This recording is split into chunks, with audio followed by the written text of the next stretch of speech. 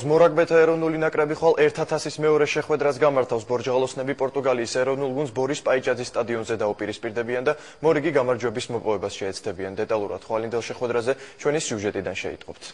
ქართველი მორაგბეები მიმდინარე სეზონის რიგით მეორე უმნიშვნელოვანესი მატჩისთვის სრული დატვირთვით ემზადებიან. 1000-ის გათამაშებაზე გერმანიის ნაკრების დამარცხების შემდეგ ტიმ რეინის გუნდი დღეს ეროვნულ სტადიონზე შეიკრიბა და ავსტრალიელი მწვრთნელის ხელმძღვანელობით საჩვენებელი ვარჯიში გამართა.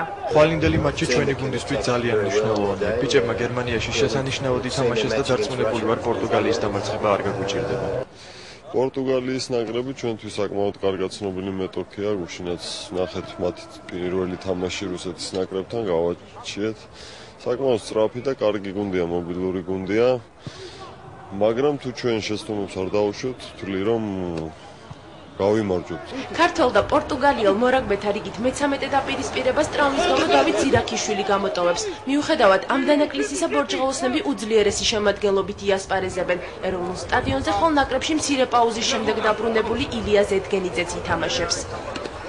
უდიდესი სიხარულია პირადად ჩემთვის, ნებისმიერი თამაში საქართველოს ნაკრებში, მით უმეტეს თბილისში, იმედი მაქვს, რომ ბევრი მაყურებელი მოვა და ჩვენ მაქსიმალურად შევეცდებით მათ გახარებას. თვითონ მატჩი უმნიშვნელოვანესია, მსოფლიო თასზე გასვლის ერთ-ერთი ეტაპია.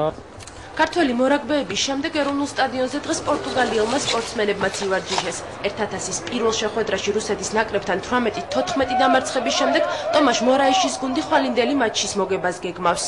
საქართველოს ძალიან ძლიერი ნაკრები ყავს და ხვალინდელ შეხვედრაშიც ფავორიტად სწორედ ქართველები ითვლებიან. მიუხედავად ამისა, ჩვენ მოსაგებად ჩამოვედით და ვეცდებით ხვალ მეტოქეს ღირსეული წინააღმდეგობა გავუწიოთ.